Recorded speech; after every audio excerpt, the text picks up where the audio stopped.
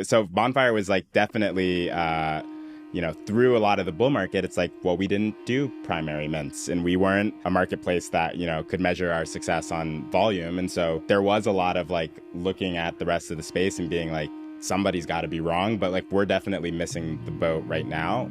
That did kind of, I think, train us to try and be pretty principled about like, what do we believe, like, who are we trying to serve, and like, what do we see as the potential of this technology to like meet their needs? Yeah, I do not wear my heart on my sleeve. I cannot let them see in too deep, cause I know they can use it against me. Only one I can trust is me. I got niggas I keep around me. Episode 38 of Invest in Music with Matt from Bonfire. Today we're here to talk about Passes, their newest release, and how to build an artist website in 2024. As a reminder, you can collect this episode on investinmusic.xyz. I want to give a big shout out to our collectors from the last week, Jason Meinzer, Matt Alston, Getting Ahead of the Game, and 0x Lucas. It's the best way to support our guests, and we had a lot to cover in this episode, so without further ado, let's get into it. Episode 38 with Matt from Bonfire. All right, we're back. We got Matt in the building, found the driveway. Found the driveway. Took a few minutes, but we got here. Rocking the fresh one-of-one Bonfire hoodie there, huh? Only one right now. That's a true one-of-one. We talk about one-of-one music, but what you don't see often is a one-of-one hoodie. So for our listeners that are watching the video, it's a beautiful thing to see. Those are the founder perks coming to our team soon. I like that. Now, Matt, I know that you are a founder of a company. Why don't you tell us a little bit about yourself? Yep. So I'm Matt. I'm one of the co-founders of Bonfire.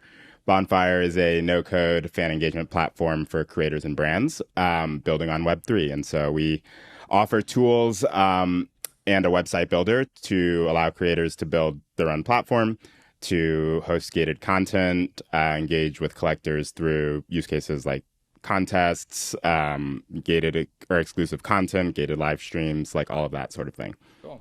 And a very close partner to us here at Invest in Music. Our website is actually powered by Bonfire, and some people might have noticed we had an early listen for our episode last week, and that was also powered by Bonfire. Yeah, Coop is he's the guinea pig / early adopter. We appreciate it. Yeah, and I guess to go into that, the early listen that you saw last week was actually part of a wider feature that you guys had debuted by the time this episode goes live. Why don't you tell us a little bit more about it? Yeah, so I'm super excited. Well, I guess by the time this comes out, it'll be live, but we're rolling out a feature called Passes, and Passes is kind of an umbrella term. It's the access and commerce layer for really like utility and use cases across Bonfire. And so we're debuting it with the first two pass types, which will be memberships and digital goods. And so memberships, pretty classic, tiered memberships, season passes, and the digital goods kind of bucket is really around solving for use cases like digital downloads, tickets, content bundles. And the thing that kind of unifies all passes is that all passes are NFT powered. And so as a fan, you're able to purchase a pass by connecting a wallet, on or off Bonfire, and then unlock like access to membership perks and benefits. And then for the digital goods category, same thing, like everything's still, facilitated by the NFT, but more for like the use case of buying something specific and discrete. So ticket, access to a, festival, content bundle, that type of use case. And so we're really excited about just like utility engagement and like community building possibilities around NFTs. And we think that like Passes is a great way to bring that to life. Yeah. And so for us, the episode that you guys listened to last week was actually token gated using Passes. And so we have the Invest in Music Pass, and everyone who holds that got to listen to the episode a few days early. So, I'm excited about it. I think that all teams in Web3 are constantly looking for ways to give back to their holders and just find ways to add benefits. And I feel like Passes just unlocks such a wide range of possibilities for what you're going to be able to do for your community.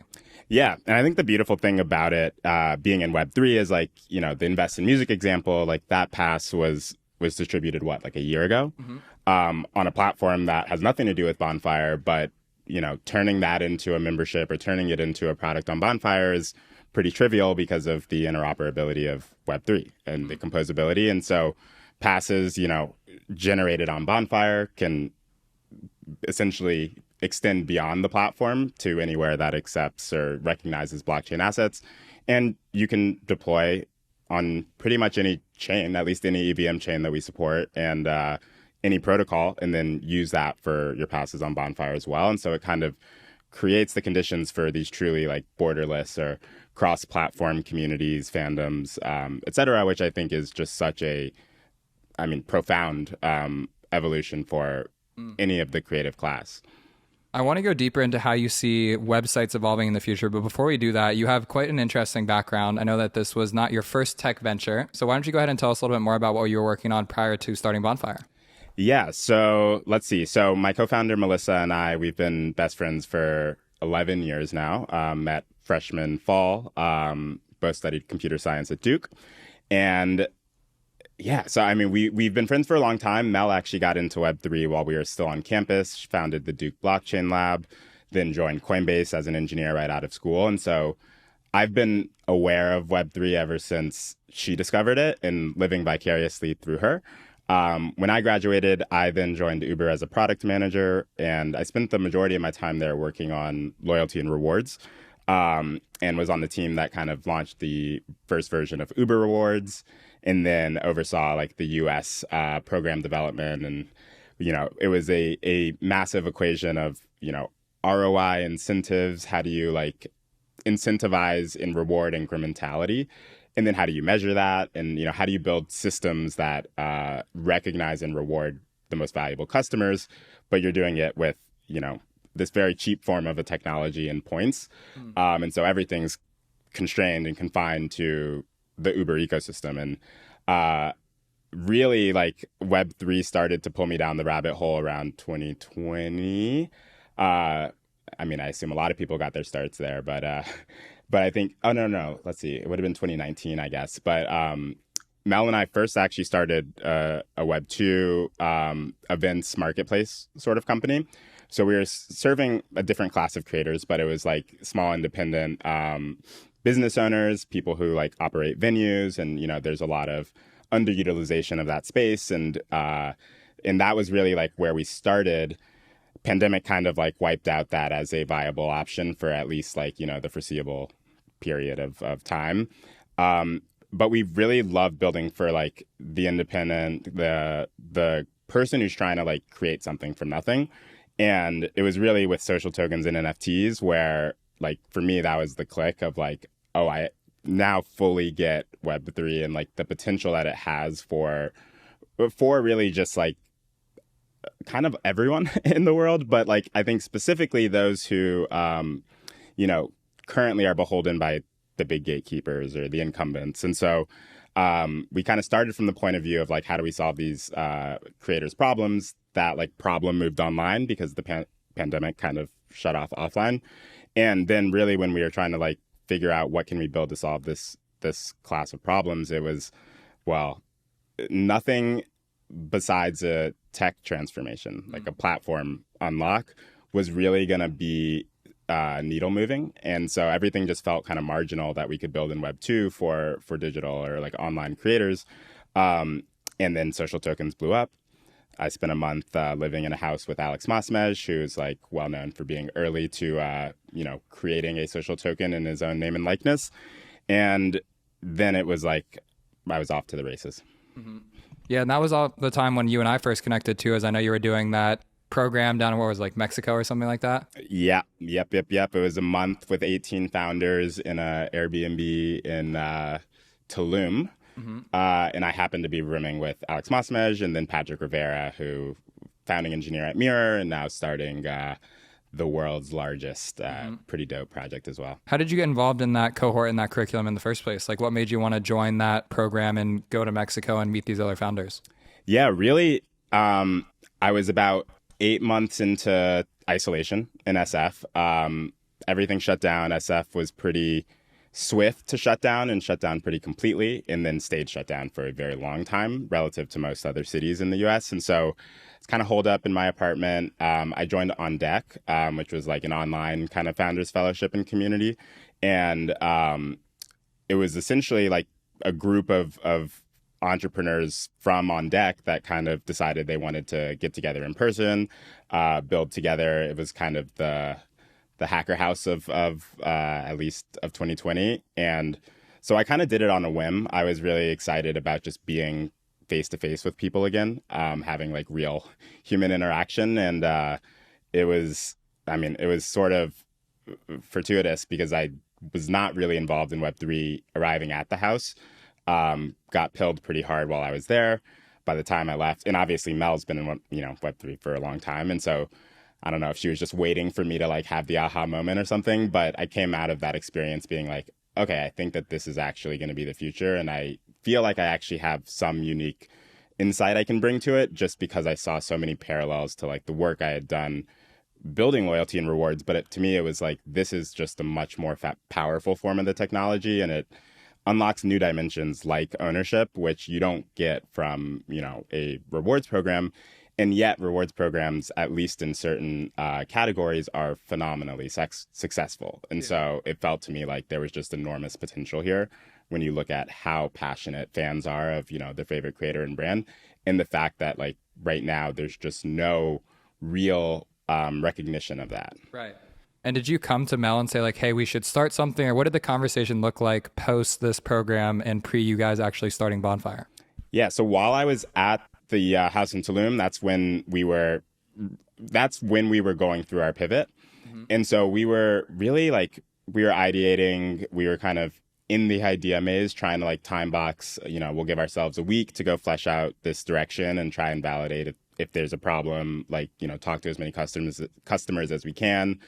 And we actually started by like first identifying like creators as just like a category we wanted to build for. And like through talking to a bunch of creators, we started to feel like we had a good understanding of the problems that they experienced. And then, we'd go to the whiteboard trying to figure out like what's an MVP, like what's a proof of concept we can build for them. And I think given the constraints of building in Web 2, where, everything is downstream of 5 platforms and anything you do has to kind of like live on top of that layer. And so it's like, extra content for $5 a month, but like that means, more work for the creator. You're not actually solving the problem of helping them necessarily recognize, their biggest fans on those platforms. And you're also not solving the fragmentation challenge. And so I had this insight. Uber worked really closely with Starbucks, and we're still, I think, global partners. Uber Eats is obviously like an aggregator, and they make money by basically intermediating restaurants and eaters or riders and drivers. And Starbucks is a brand, and they want to own a relationship with their customers. And I thought it was brilliant the way that Starbucks has kind of leveraged Uber for distribution, but then they very quickly drive people off of ordering from Uber into the Starbucks app. And why do people go download that app? Well, it's because they earn stars, and stars unlock value within the Starbucks ecosystem. And they, let you top up, and like they've got the whole kind of like cash management side of things as well. And so it's like they use the distribution channel to then funnel people to an owned channel where they can deepen engagement, they can build loyalty, and that just gives them like enormous potential, like in terms of how they can then engage with, monetize, and then just like have a more sustainable business. And so it was like through that kind of like partnership with Starbucks where it was like, it felt brilliant the way that they were leveraging the partnership for their own goals. And it was also great for Uber. It was like really more, it was more mutually beneficial than I think a lot of the relationships you see between platforms and creators online. And I think that's because creators online today have like almost no leverage. But I think with Web3 and the ability to actually like own assets in a way that lets you port them from platform to platform, like now the center of gravity becomes the brand or the creator or the community, and less so any one platform. Right. And so to me, it was like, that's such a massive unlock, and it's, not marginal. It's actually like a step change improvement if you can actually leverage the technology and make it really useful. And so like, that's kind of where we started, was like, we're just going to build tools on top of NFTs and social tokens to try to like facilitate their use, to try to like create utility, and to essentially like try and experiment our way to a strong thesis on like the product that we needed to build. Yeah. And I feel like one of the challenges is that, you're leveraging a new technology. You're obviously speaking to a demographic of creators, which is this giant market, right? But the amount of creators that know what being on chain means, how to actually utilize it, how to launch a collection, how to maintain it, it's kind of like threading this needle where for a period of time, NFTs were the hottest thing in the world. Like you could go to any coffee bar and people would be talking about NFTs. And nowadays it's kind of the opposite, where it's almost like people have just completely written them off. And I guess one thing that I'm wondering is, how are you guys navigating this kind of current market condition in terms of the creators that you're working with and who you're speaking to?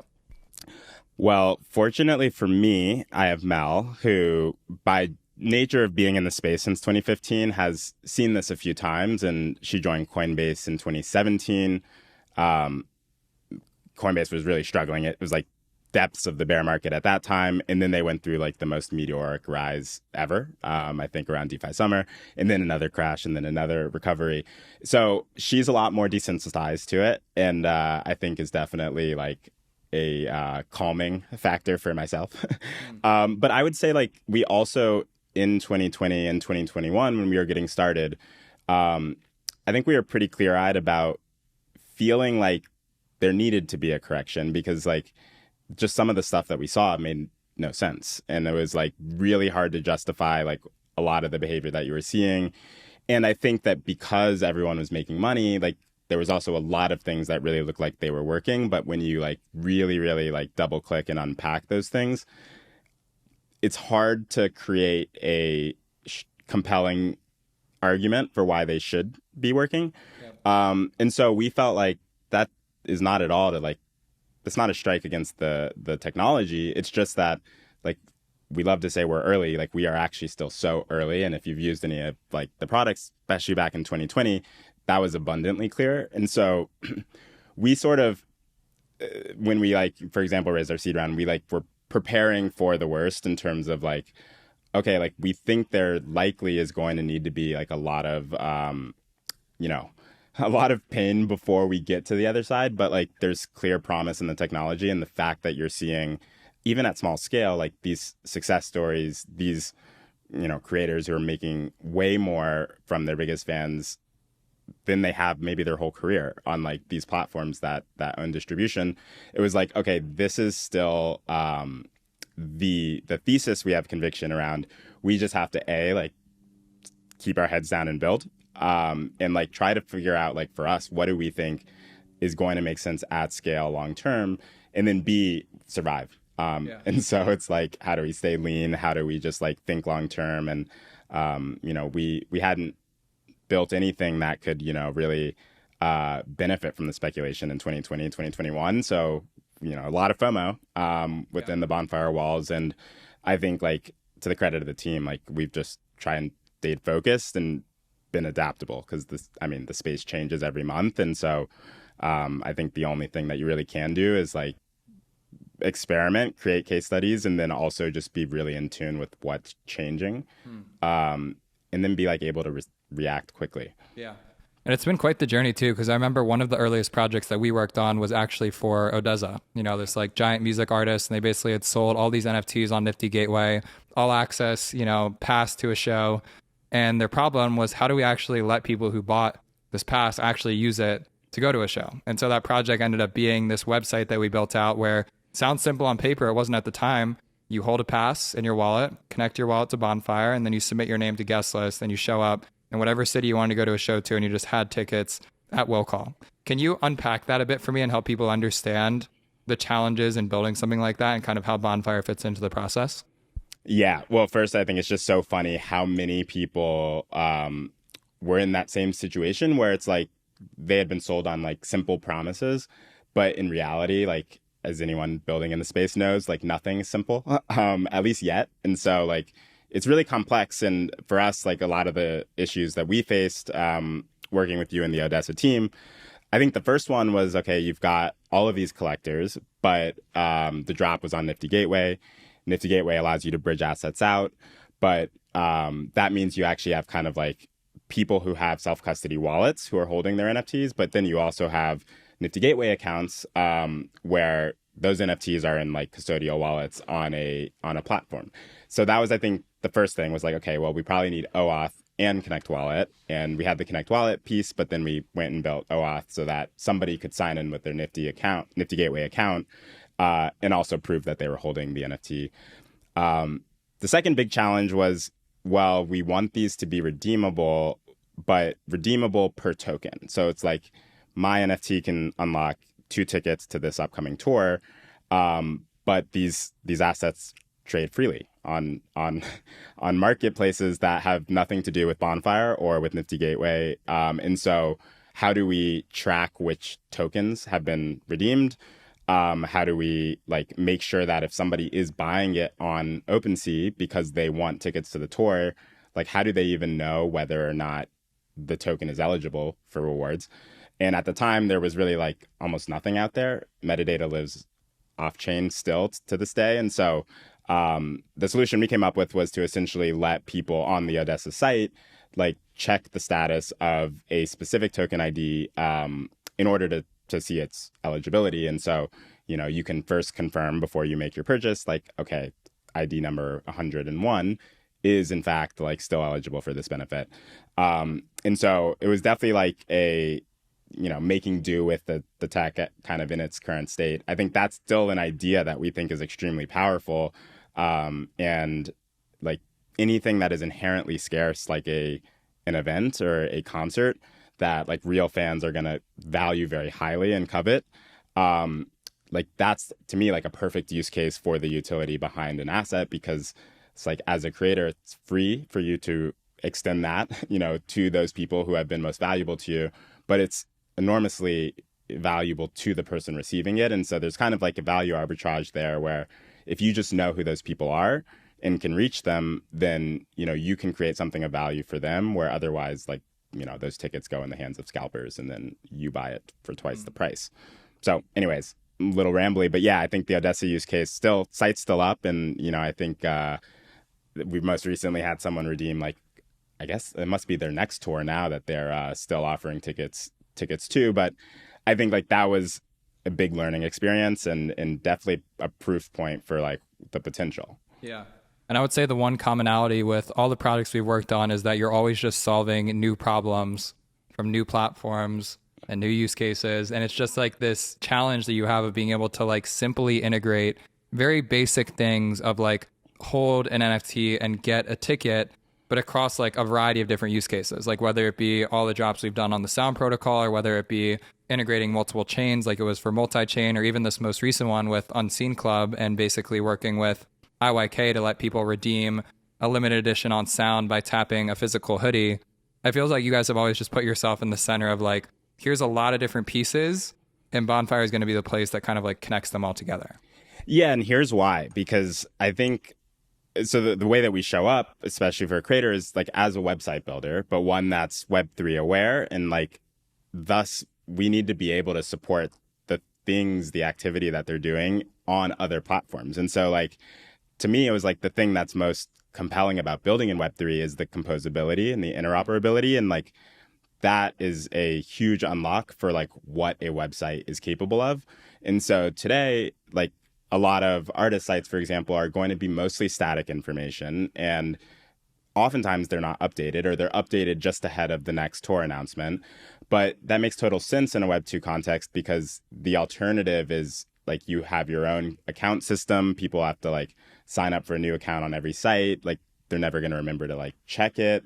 And there's no real like capability of building social experiences on that in that environment unless you become a platform. And so in Web3, people connect their wallet. Now they have a profile, they have, you know, membership or status, or, you know, whatever it is, like whatever asset that community is organizing around. Like there is now an on-chain state of like what that community is that we can pull in. And so, you know, whether it's a gated live stream, whether it's some unique drop, it's like all those things can happen once, and they could happen once and never again. But it's not like the community all has to like start over from scratch on each new property. And so we really, I think our like founding kind of one-pager strategy doc was really about like, okay, how do we actually create these, you know, websites with superpowers, or like, you know, how do we create this tool that allows creators to be the platform? And that doesn't mean that everything's happening on Bonfire. Like that's never really going to be the role a website plays. For somebody who's creative, it's like you're going to need to use like the social platforms, but how do you use them in the way that Starbucks used Uber as like a top of funnel distribution mechanism where then you can funnel those people who are like the active fans, the super fans. How do you engage with them in a way that actually allows you to like migrate to your own channels and now like engage with them across the digital kind of sphere? And so because of all of that, we were like, fundamentally, like Bonfire is only useful and differentiated from like all the other website builders out there if we are able to integrate the places where creators are like building their communities or like their top of funnel channels. And so within Web3,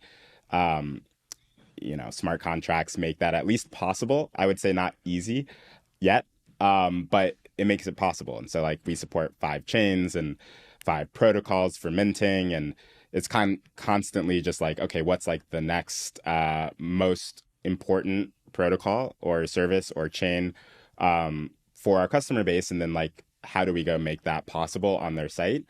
And so yeah, we are kind of like, we see ourselves as like the nexus because we really think that for an artist, for a creator, for a brand, like they should think of their digital footprint as like a hub and spoke model where you actually should be on as many platforms as you can, or at least as will create value for you. But then there needs to be like some hub at the center where you can manage it all, or you can engage with people who want to, be reached directly or who want to be rewarded and recognized. And so that's kind of, the role we're trying to play. But I think it's this really interesting environment because of Web3. And it's like, all these platforms are talking to each other in a way that you just don't see outside. Yeah, to add on to that in a way that feels simple and easy for someone to understand. I think that the biggest challenge with being on chain today is that there's such a required learning curve to getting started that a lot of people just won't even try in the first place. Yeah, there's still a lot of projects where I like get really excited about the idea, but it's so hard to understand what is the like structure? How do I get started? Like, what do I need to buy? And like, what do I get from that? Or like, what are the, rights like of this asset? And ultimately it's like, it's going to be really hard, I think, to communicate that on any platform that's not your branded platform at the center. Cause like, that's ultimately like where I would think to go as a fan to understand like, what is this ecosystem? What is this world? And the more like fragmented around the web it gets, the more important I think that there is that kind of like home base at the center. And so, yeah, I think that like we've now seen like the proliferation of assets where complexity is increasing. And I think ultimately like there needs to be like some easy wayfinding mechanism for the person who is interested and who wants to get deeper and explore this new realm. Like the onboarding stuff's getting a lot better, getting a lot cheaper with L2s. But I think like there's still just like, how do you even construct these communities and like, how do you navigate it as somebody new to the space is still like, I think an unsolved problem, I'd say. Yeah, just an observation I've been having lately is that it feels like we're almost just reinventing existing patterns, but just in a way that makes it make sense within Web3. And to give that more context, it's like, you now have Privy with smart logins, which is you can make a wallet with your Instagram or your Twitter account. You saw Sound with magic uploads, which means that you don't have to pay gas to submit a song or to withdraw one. And as people that are in this space, we're like, wow, this is so progressive. This is so forward. Like, this is becoming so simple. But there's something very funny about the fact that the things that we're most excited about are the things that already exist today. Like the fact that you can just log in with an email or that you can just upload a song to the internet. It's like, dude, that's the behavior that people are used to. And I just find it very funny that in this moment in time, we're celebrating reaching a point of parity with what people have been using for many, many years in the past, Yeah, no, I totally hear you. And it's funny because I think like it's really difficult building in Web3 because there's infinite possibility, but also there are no like established norms and playbooks. Like there are increasingly becoming some, but it's like, yeah, before Rainbow Kit, before Privy, before like some of these tools out there, it's like even Connect Wallet was like kind of a challenge to set up. Whereas like in Web2, it's like, okay, there's a stack. And if you want to collect like payments, like, okay, you integrate Stripe, it's 5 lines of code. In Web3, it's like, well, what chain and like payments how? And is it ERC20s or only native tokens? And so it's just like everything is up for discussion and debate again. But I think that is a really challenging environment to build in, and a really I think that's one of the sources of the challenge of navigating it as a newcomer. It's like every platform looks different, treats things differently, calls things differently. There's not established names for concepts you are familiar with, but we give them new names in Web3, and so now I don't understand them anymore. So I think some of that is good, but I think what's really important is like preserving the unique properties of Web3 that enable the value proposition. So I think like the interoperability, the freedom to like exit, the ability to port one's assets and custody one's assets should you choose. I don't think like every experience needs to be self-custody, but I think there always has to be an avenue towards self-custody, because it might not matter to somebody today, but it will matter to them a year from now when there's some really dope shit that they can get. I don't know if I can curse, sorry. Okay. That they can get on another platform, and all they have to do to get that, because they've already earned it, right? It's like all they have to do now is learn how to use a wallet, send that asset to their wallet, connect it to a new site. I think like that's now like a carrot for them to learn about self-custody, and now they're actually going to experience the value right away. Yeah. But that doesn't need to be their first step into the space. And so I think like as long as we aren't breaking interoperability, like, yeah, Web2 has done a lot of things right. That's scaled to billions and billions of people. I think like there's lessons we can learn from that. We don't have to reinvent every wheel, but at the same time, there's a risk that you go too far down that path and you end up undermining the very thing that makes Web3 compelling. So I feel like one of the hardest things as a founder in the space is building consumer app when the market just wants to validate all these crazy degenerate things like shit coins and new layer ones and new L2s. And you see projects like Blast getting like $600 million of TVL in a week. And it feels like the audience that they're reaching is not actually new users or trying to make crypto easier to understand. It's actually just reinforcing this like cyclical loop of like speculation and making more money. How do you juggle that as a founder that's building a consumer crypto app today? Yeah, I think it's like the number one challenge for anyone building at the application layer is like you are sort of in the middle of this inherent conflict between ease of use, building something that's accessible and that, you know, somebody can, it can be their avenue or gateway into Web3, and building something that, you know, the crypto native degen sort of class will love, or at least will promote and then like, you know, indulge for a period of time. Mm-hmm. And I think what ends up happening is like those two things are in opposition to where all of the crypto degen activity is then very intimidating to somebody new to the space. And I think in some ways, like actually, you know, makes it more difficult to onboard, or just, you know, creates these stories that then reflect poorly on the space overall. But at the same time, the fact that that's possible, like those are the things that are novel and new. And it's like crypto rewards novelty, like being the first at anything usually comes with some sort of premium to where you kind of don't want to do anything that's been done before. You want to do something new. But then as an application developer, it's like, well, we can't constantly be doing something that's new because that means people aren't familiar, don't know how to use it. Like those are things that are going to struggle to scale. And so I think the very beautiful part about Web3 is like those two things really aren't the same market. Like you have financial markets and you have speculative markets and you have like entertainment and you have all sorts of diversity within like Web2, and in Web3, we just call it all Web3. But ultimately, as the space grows, you are starting to see that there's different niches, different pockets. And because it's all connected to this one, like, you know, global on-chain state, like whether or not somebody is participating in the speculative stuff now doesn't mean that they can't do so in the future, or like custody their assets is valuable regardless of whether you're using that to speculate or to unlock, you know, whatever rewards. So I think like we just have to start acknowledging that Web3 is many markets, many spaces. And I do think that for people who have ambitions of onboarding mainstream consumers, like you have to walk a much, you know, tighter rope.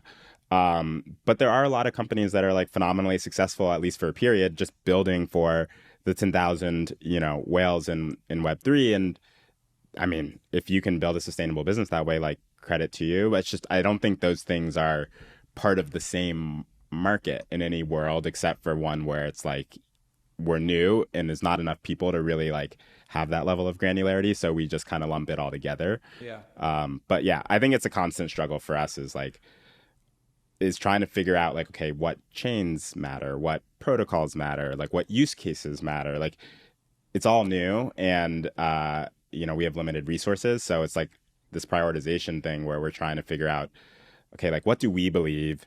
But then also what is the space telling us? And, the space, the meta changes every few months. And it's like something just goes from nothing to being the only thing that matters.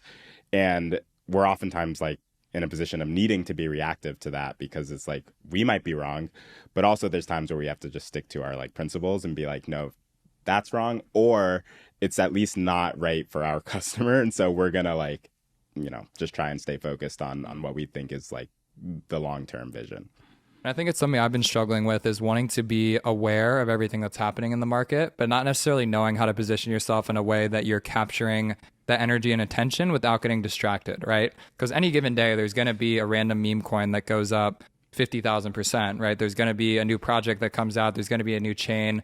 You can spend your time flipping NFTs on Solana right now. You can spend your time on Farcaster. You can spend your time doing like all these different things. And I think for a period of time, it felt like there was a cohesive conversation where it was like, okay, the meta right now is DeFi, or the meta right now is NFTs. And I think right now we're in this weird middle ground where there is no meta really. I think that things like gaming are starting to catch a little bit of attention, but exactly what gaming looks like is you have crypto games, you now have like Autonomous Worlds that has these two paths down it.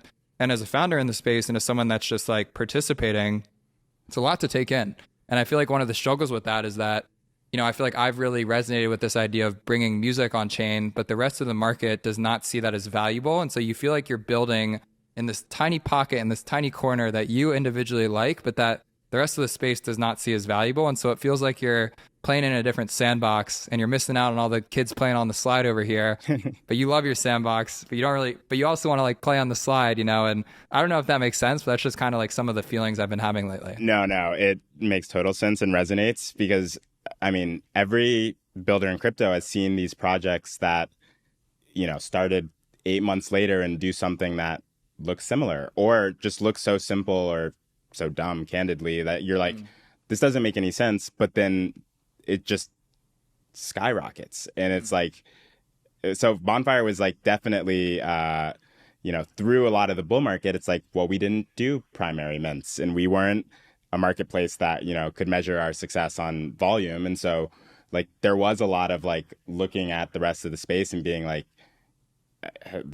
somebody's got to be wrong, but like we're definitely missing the boat right now. But I think that did kind of, I think, train us to try and be pretty principled about like, what do we believe, like, who are we trying to serve? And like, what do we see as the potential of this technology to like meet their needs over the 5 or 10 year kind of like time horizon. And I think now we're in a bear market. I think the beauty of the bear market is like, it's a lot easier to see what is working, even though it looks like nothing's working. Because like in the bull market, it's like, looked like everything was working. And that was way more overwhelming, to say the least.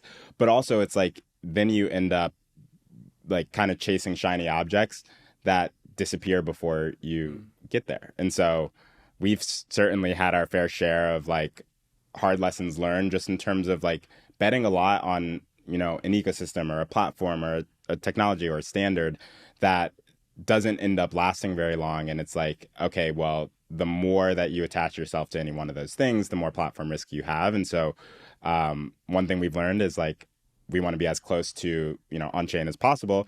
And we do want to like facilitate the integration of like all these different protocols and platforms, but we also have to like make some sort of determination on like, what do we think the investment's going to be? What do we think the risk, or like, what do we think is the trajectory of this project?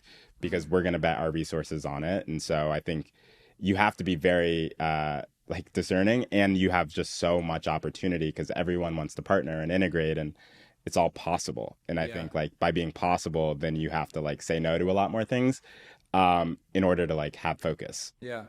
I think one of my worries now is that we're actually coming out of the bear market, and it's less about, you know, it's more just about like missing the wave, you know what I mean? Of like being in crypto, but not being like on the core meta, because the thing that you're focused on might not be the core meta. And so it's this challenge between like maintaining flexibility to kind of follow what's working and trust and figure out why people like that thing, but having conviction in what you are passionate about. And I think if I had to simplify that more, it almost feels like there's a race right now between who can bring the most new users on chain, just from like a consumer app perspective, and then who can make the most people want to speculate on their app, which is like, you know, the friend techs of the world, which is like the Blast, the Blurs and stuff like that, where they're built primarily for crypto users, right? And they're attracting hundreds of millions of dollars, but is it bringing in like a million new users? The answer is no.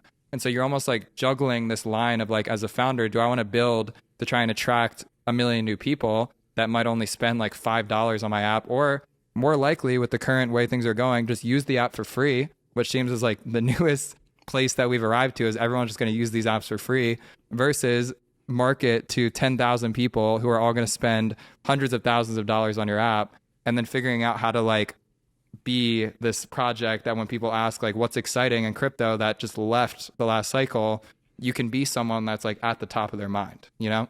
Yeah. I mean, this is where I just definitely come back to like, if we think of them as separate markets, then it's like, you know, you just can't build a product in Web2 that serves, you know, enterprise customers in a different vertical and then like consumers. And those aren't the same product and it's not the same customer. And both can be really valuable, but they have to like understand like what is the function, like what's the thing that drives value. And I think like building for the more speculative minded is the thing that has found product market fit first and most definitively. And I don't think like that's going away anytime soon. And I do think that creates enormous potential, like if then harnessed into something that has like durability. Like I think speculation is like a superpower of Web3, but like unfettered speculation for speculation's sake is still a huge market in Web2. It's called like casinos and it's called sports betting. And it's like, those are massive markets. It's just that they are a small number of participants, and most people actually don't get motivated by that. But the people who do have typically a lot of financial resources and are willing to deploy it all. So I think it's like just trying to understand like what is the problem you're solving, and is like the thing that drives your success onboarding new users, or is it like maximizing TVL or volume? Yeah. And I think those are just different. I guess I'm just trying to figure out like they need to combine both, because I agree with you that like the archetype of someone who's putting 100 ETH into a layer 2 yield farm is completely different from someone who just wants to support a creator, like because they love their music, for example. But I think that the winning solution is somewhere in the middle there, but it's very unclear what that middle looks like when both of these archetypes are so far on opposite ends of the spectrum and they care about very different things. So you could go to one Discord or go to one Telegram chat and people are like aping tokens and talking about the fact that the liquidity is locked and like all these crazy things that only matter in shitcoin world. And then you go on Farcast and you're talking about, oh, how's my smart wallet stack being built? Like, how are you using like abstracted account abstraction and stuff like that? And it's just like, the latest breakthrough in ZK. Yeah, it's challenging as someone who is passionate about this space to know where to position yourself to be ahead of the curve when there's so many different things to take into account and funnel into what you said before, which is a simple consumer product. Yeah, I mean, and I won't purport to have a solution here, because I think that is what we're struggling with daily and trying to figure out. I do think the one thing though that, like, I wonder whether as any one product or platform in the space, like you need to be so concerned about solving that entire equation, because the truth of the matter is by having composability, interoperability, and having like this on-chain state, it's like the consumer is going to get that regardless. And so maybe, you know, one consumer chooses to spend all their time in video game world. For every one of those, there's going to be other consumers who have an interest in finance and video games, and the fact that they can actually, you know, like take their asset from the video game and speculate on it in a different, or, you know, use it as collateral for a loan so that they can go do some degen thing. Like, that's an option for both. But I wouldn't expect both to be interested in that necessarily. And so it's almost like collectively, if each product like knows what it's building and builds something of value like for their use case, then that doesn't change the fact that as a consumer, you still get all of it if you want. But I think choice is like the thing that Web3 really unlocks. Because in Web2, you have, I mean, your choice is between like one of 5 platforms and they control everything. And you are going to inevitably like have dependencies on them. But I think in Web3, it's like, you know, platforms can come and go. But as a creator, as a community, as a consumer, you have the freedom to like indulge in whatever of that you want. Right. 100%. I think I'm just coming to appreciate like the simplicity of a platform like Instagram, the network effects associated with it. And I think that when someone is coming on chain today, like if someone came to me and said like, hey, I want to start using crypto today for the first time. I don't have any ETH. I don't have any wallet or anything.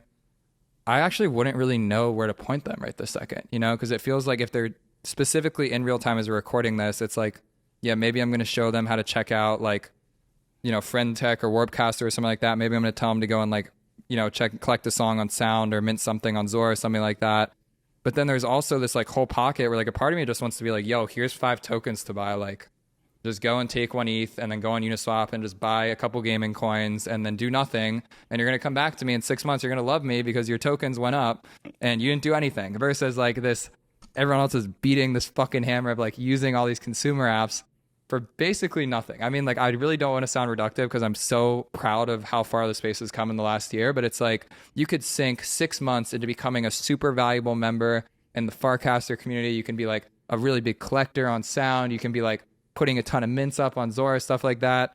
And then like 6 months goes by and it's like, oh, like I actually owe the government $10,000. You know? Yeah. Some crazy shit. Versus like I just spent an hour on Uniswap and bought 5 tokens and now I don't have to do anything and I have exposure to crypto as a whole, you know? Yeah. I think the other thing that makes it really difficult is like a lot of the value props of Web3 they like compound over time. Yep. And so really like the only thing that you can't do in Web2 but you can do in Web3 within the first month is make a shit ton of money. It's like that's kind of the only thing that it's like truly differentiated on.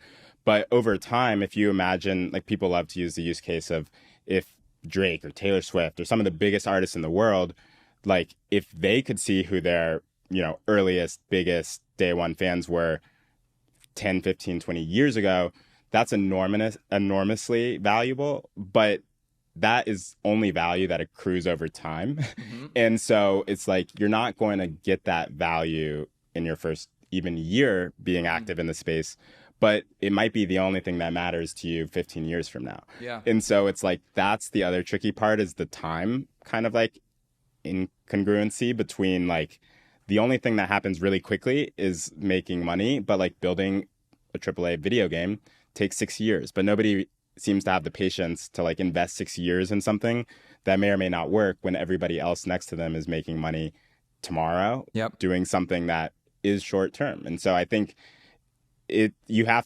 very tricky. I think it's really like a lot of like soul searching and just figuring out like, why are you in this space? And like, what's the outcome that you're looking to deliver and trying to stick true to that. And it's incredibly hard because then the next thing happens and you're like sucked right back in. So I don't know. I have no answers, but I think it's what every consumer founder is like dealing with. Yeah. Especially as we go through these like cycle changes where it like looks like what you were building, like everyone found valuable, but then, you know, it turns out that like a lot of the value just came from the fact that everything was going up and like you're kind of taking steps back. And so I think it's just really tricky if you don't have clear signal in terms of like, is the thing I'm creating like truly valuable independent of the speculation, unless the thing I'm creating is supposed to be valuable because of the speculation. And those are like, I think just constantly swirling. Yeah. It's funny that you even need to ask yourself why I want to be involved in the space. You know, like I feel like with no other area in our lives, we say like, why do I want to be on Instagram? Or why do I want to listen the internet? To song? Yeah, why do I want to be on the internet? It's just so obvious. And I guess even to, you know, really build on something, I do feel like the biggest power of being on chain is having provable history that you were early to something. You know, I asked people around me, especially with Spotify Wrapped and stuff coming out, how can you prove that you were a fan of this artist early on? You know, maybe they can go and dig through a SoundCloud comment, maybe they can find a story post or something, but it's actually really, really hard. But to your point, these things take time. Like when you come on chain and you mint something, there is a provable, you know, history point that you were early to that thing. But the earliness of that has only been like basically a year or two. And the quality of the creator that is currently on chain today is not to the same significance of a Taylor Swift, of a Drake, all these people. And so you're almost having to bet on the future of what this space is going to become as opposed to like what it offers right now. And I think that's why we're seeing so many founders have such a tough time communicating why their products matter, is because the archetype of the person who's going to use your application is someone who's using it more for what it could become than what it actually is today. Totally. And I think as long as there are like really big trade-offs, like I think the potential or theoretical value of Web3 is enormous, but you also are accepting really like tangible and like significant trade-offs by getting into the space if you're a creator. Like for starters, if you have an existing fan base, they're gonna hate it. And like then the tools are gonna be really hard. It's not gonna be at all clear that, you know, oh, I can like better understand who my truest fans are. Like that's something that will happen over time by building on these new rails. And there's like no hope to that if you're building your community on Instagram. But today, Instagram is going to be a lot more, you know, like you're going to get growth and you're going to have ease of use, and discovery is already there, and they have commerce, and like you can have a subscription. And then, you know, one day you might realize like, okay, I want to move off Instagram, and it's like you're shit out of luck if you had the foresight years ago. But it's tricky. It's like really hard to like make that decision, especially if it's your career that's depending on it, or if it's like you have progress and you have like something you've built that you're now like going to put on the line in order to get into this space. And so that's where I do think like lowering the barriers to entry and the friction so that there is still the upside, but you'd actually, it's a no-brainer if you don't have to deal with, you know, the sentiment, the onboarding experience, the fact that like people might actually hate you because of this thing. I think like at some point it flips to being a no-brainer because it's like, oh, it has the user experience of an Instagram. There are distribution like opportunities that, you know, compare, especially as these big platforms get saturated and like, you know, algorithms change and competition gets more fierce. But it's like, I get also ownership and control. I also can like, you know, build a platformless community or borderless like fan base. To me, it's like there is going to be that moment where it's a no-brainer. It's just that like that takes a lot of people betting their futures, their careers, their companies, their et cetera on that vision collectively. And like it's not any one company's job to like solve product market fit for Web3. It's like it's got to be everyone, because like once you onboard somebody once, now they're a potential user for everyone. And so there is kind of like this positive sum dynamic which doesn't exist really in Web 2. And to take it all very full circle, for a creator that does want to bet on that future, you know, obviously Bonfire just launched Passes. What is the best way that they can get started and, you know, really start to take control of this future today? Yeah, I mean, I think it's always been true of Web3, but like you should experiment and you should play around and you should think about what you're doing as like running experiments that you think are going to be like compelling for you and for your fan base or your community, and recognizing that like there's going to be some hoops to jump through. It's not going to be like easy, but it can be phenomenally rewarding. And it is something that I think is much more consistent with like the values of, you know, an artist or a creative person. It gives you a lot more freedom and control. I think tactically or like tangibly what I would do is like, I think it depends on the type of creator, but like put maybe not all of your content on chain, but put something on chain, see what happens. And like, you'll probably have a couple of your fans who are willing to jump through the hoops. You'll have a few collectors who, you know, just discovered you, and now you can talk to them. And like, I think it's like, it's really just like, we're at this stage where you can have a Telegram chat and you can be talking with somebody who, you know, seemingly is like much bigger, has much more of a pedigree, a reputation, and like they're in a chat with you because the space is small and it's intimate right now. And I think that is unique, especially put in contrast with like the Web 2 world of like just commoditized like mass consumption.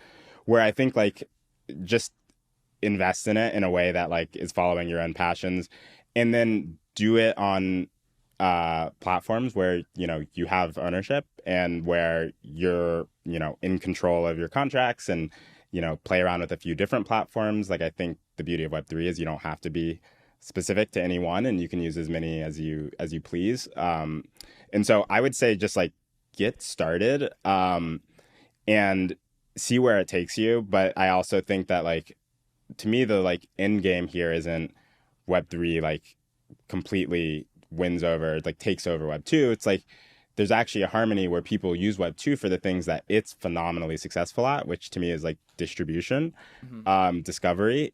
And then they use Web3 for the things that like it's uniquely positioned to do, which is like depth of engagement, ownership, upside, like value. And so I think that these things probably live in harmony, and that means you don't have to go all in. You can just like start experimenting and learn with us. Like, I don't think anyone has the answers, and that's why like we're all in the space. And so I think try and like get excited about that and realize that it's a lot of opportunity, which means you know, there's more work involved. That's right. That's what I learned as a founder too. Well, Matt, I can always count on you for a very real perspective on where the space is at right now. You know, I want to applaud you guys for how far you've come and how much you've helped me just with everything I've worked on in the space, and what a reliable partner you are. So I think we're going to look back on this episode in a few years and laugh about how complicated things once were and how seemingly simple they are now. But in the meantime, man, thank you so much for joining us today. Absolutely. Thanks so much for having me. And if people want to stay up with you and your work, what's the best place for them to follow you on socials? Yep. So on Twitter, I am Matt_Alston. And Bonfire's account is at Bonfire_tweets. And then you can find Bonfire at bonfire.xyz. Follow us on Twitter. You'll see our announcement of passes. It'll be a week or so in the rear view by the time that you hear this. But yeah, I mean, I'm on Twitter, I'm on Firecaster, I'm on Lens. All of the other platforms, I'm at Alston because I'm early. But Twitter, I've got the _. So that's amazing. Me. Well, Matt, thank you for joining us. Everyone, thank you for listening. We'll see you guys again next week. Peace. Thanks.